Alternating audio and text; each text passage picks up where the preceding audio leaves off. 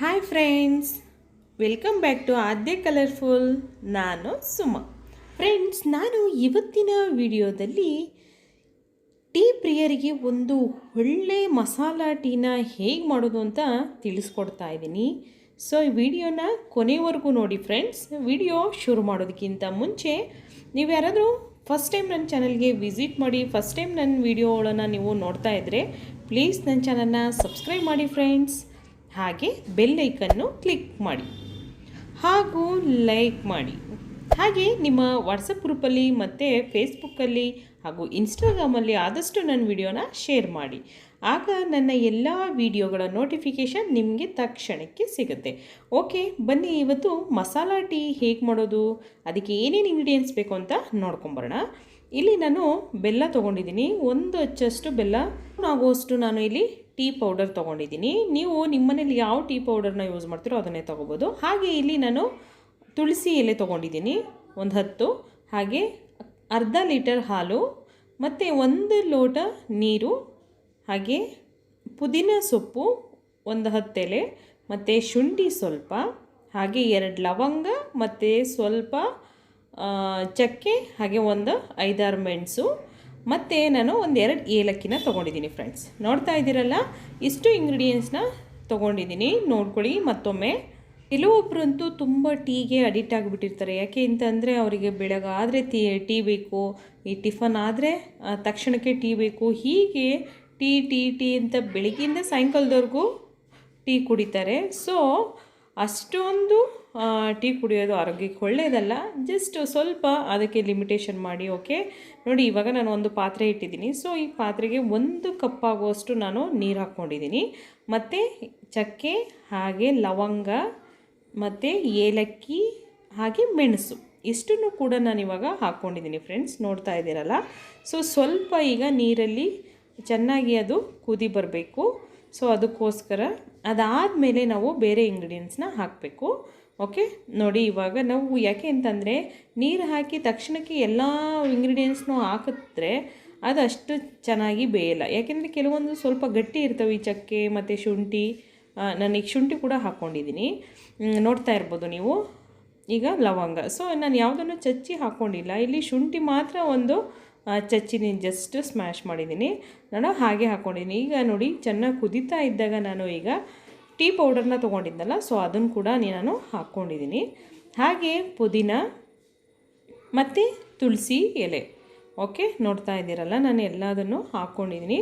Masala tea ತುಂಬಾ ಚೆನ್ನಾಗಿರುತ್ತೆ friends, ನಿಜವಾಗ್ಲೂ. ಹಾಗೆ ಇದು ಆರೋಗ್ಯಕ್ಕೂ ತುಂಬಾ ಒಳ್ಳೆಯದು. ಯಾವಾಗಲೂ ನಮ್ಮನ್ನು ಶಾಖವಾಗಿಡುತ್ತೆ ಇದನ್ನು ಕುಡಿದ್ರೆ. ನಾವು ಕಾಫಿ ಕುಡಿಯೋದಕ್ಕಿಂತ ಟೀ ಕುಡಿದ್ರೆ ತುಂಬ ಆರೋಗ್ಯವಾಗಿರ್ತೀವಿ ಅಂತ ಅಂತಾರೆ ಡಾಕ್ಟರ್ಸ್ ಎಲ್ಲ. ಸೊ ನೀವು ಟೀನ ಕುಡಿಬೋದು, ಬಟ್ ಲಿಮಿಟೇಷನ್ ಆಗಿ ಕುಡೀರಿ. ಜಾಸ್ತಿ ಕುಡಿದು ಯಾವುದನ್ನು ಆರೋಗ್ಯ ಹಾಳು ಮಾಡ್ಕೊಬೇಡಿ ಫ್ರೆಂಡ್ಸ್. ಓಕೆ, ನೋಡ್ತಾ ಇದ್ದೀರಲ್ಲ ಎಷ್ಟು ಚೆನ್ನಾಗಿ ಅದು ನಾನು ಟೀ ಪೌಡರ್ ಹಾಕಿರೋದೆಲ್ಲ ಎಷ್ಟು ಚೆನ್ನಾಗಿ ಕುದೀತಾ ಇದೆ ಅಂತ. ಸೊ ಚೆನ್ನಾಗಿ ಅದು ಬೇಯಬೇಕು. ಸುಮಾರು ನಾವು ಚೆನ್ನಾಗಿ ಮಸಾಲ ಟೀ ಒಂದು ಚೆನ್ನಾಗಿ ಆಗಬೇಕು ಅಂದರೆ ನಾವು ಒಂದು 10ರಿಂದ 15 ನಿಮಿಷ ಅಂತೂ ಬೇಯಿಸಲೇಬೇಕು, ನೀಟಾಗಿ ಬೇಯಬೇಕು ಫ್ರೆಂಡ್ಸ್. ಇವಾಗ ನಾನು ಬೆಲ್ಲ ತೊಗೊಂಡಿದ್ದೀನಿ.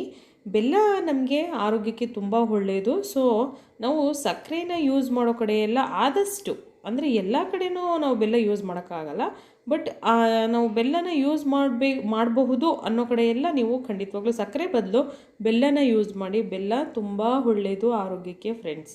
ಓಕೆ ನೋಡಿ, ನಾನು ಬೆಲ್ಲ ತೊಗೊಂಡಿದ್ದೀನಿ. ಇಲ್ಲ ನಿಮಗೆ ಸಕ್ಕರೆ ಬೇಕು, ಸಕ್ಕರೆ ಇಷ್ಟ ಅನ್ನೋದಾದರೆ ನೀವು ಬೆಲ್ಲ ಒಂದು ಕ್ವಿಟ್ ಮಾಡಿ ಸಕ್ಕರೆ ಕೂಡ ಹಾಕೋಬೋದು. ಓಕೆ, ನಾನು ಇವಾಗ ಹಾಲನ್ನು ಕೂಡ ನಾನು ಹಾಕ್ಕೊಂಡಿದ್ದೀನಿ. ನೋಡ್ತಾ ಇರ್ಬೋದು ನೀವು ಎಷ್ಟು ಚೆನ್ನಾಗಿ ಬಂದಿದೆ ಅಂತ. ಸೊ ಇವಾಗ ಹಾಲಲ್ಲೂ ಈಗ ಟೀ ಸೊಪ್ಪು ನೀಟಾಗಿ ಬೇಯೋಕ್ಕೆ ನಾವು ಬಿಟ್ಬಿಡೋಣ. ಓಕೆ, ಕೆಲವೊಬ್ಬರು ಏನು ಮಾಡ್ತಾರೆ ಅಂದರೆ, ಈಗ ಟೀ ಆಗಿದೆ ಅಂದರೆ ಟೀ ಸೊಪ್ಪನ್ನ ಮಾತ್ರ ಬೇಯಿಸ್ತಾರೆ, ಟೀ ಪೌಡರ್ನ ಮಾತ್ರ ಬೇಯಿಸ್ತಾರೆ ಒಂದು ಸ್ವಲ್ಪ ಹೊತ್ತು. ಅದಾದ ನಂತರ ಹಾಲು ಹಾಕಿ ಒಂದೇ ಒಂದು ಕುದಿ ಬಂದಮೇಲೆ ಆಫ್ ಮಾಡಿಬಿಡ್ತಾರೆ.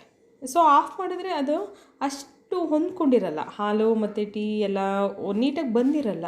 ಸೊ ಅದಕ್ಕೋಸ್ಕರ ನಾನು ಹಾಲು ಹಾಕಿದ್ಮೇಲೂ ಕೂಡ ನೀವು ಚೆನ್ನಾಗಿ ಬೇಯಿಸಿ ಒಂದು 5 ನಿಮಿಷ.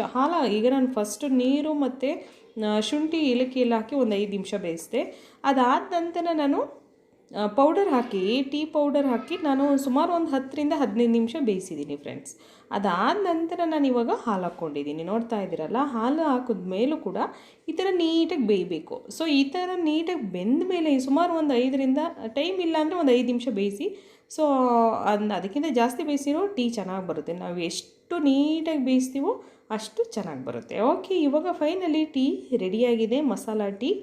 ಸೊ ಇವಾಗ ನಾನು ಇದನ್ನು ಒಂದು ಪಾತ್ರೆಗೆ ಇವಾಗ ನಾನು ಟೀನ ಸೋಸ್ಕೋತಾ ಇದ್ದೀನಿ. ನೋಡ್ತಾ ಇದ್ದೀರಲ್ಲ ನೀವು ಎಷ್ಟು ಕಲರ್ಫುಲ್ಲಾಗಿ ಬಂದಿದೆ ಅಂತ. ತುಂಬಾ ಟೇಸ್ಟಿಯಾಗಿರುತ್ತೆ, ಹಾಗೆ ತುಂಬಾ ಚೆನ್ನಾಗಿರುತ್ತೆ ಫ್ರೆಂಡ್ಸ್. ನೀವು ಟೀ ಪ್ರಿಯರಂತೂ ಇದನ್ನು ಒಂದು ಸಲ ಮಾಡ್ಕೊಂಡು ನೀವು ಕುಡಿದ್ರೆ ಖಂಡಿತವಾಗ್ಲೂ ಮತ್ತೆ ಬೇರೆ ಟೀ ಅಂತೂ ಮಾಡೋದೇ ಇಲ್ಲ. ನೀವು ಯಾವಾಗಲೂ ಮಸಾಲ ಟೀ ಮಾಡ್ಕೊಂಡು ಕುಡಿತೀರಾ, ಅಷ್ಟು ಚೆನ್ನಾಗಿ ಬಂದಿದೆ. ನೋಡಿ ಬೇಕಿದ್ರೆ. ಓಕೆ, ಇವಾಗ ನಾನು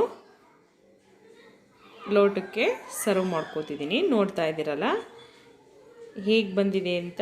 ನೀವು ಫ್ರೆಂಡ್ಸ್ ಒಂದ್ಸಲ ನಿಮ್ಮ ಮನೆಯಲ್ಲಿ ಟ್ರೈ ಮಾಡಿ ಹೇಗೆ ಬಂತು ಅಂತ ನನಗೆ ಕಾಮೆಂಟ್ ಸೆಕ್ಷನಲ್ಲಿ ತಿಳಿಸಿ friends. Okay, finally masala tea ರೆಡಿಯಾಗಿದೆ.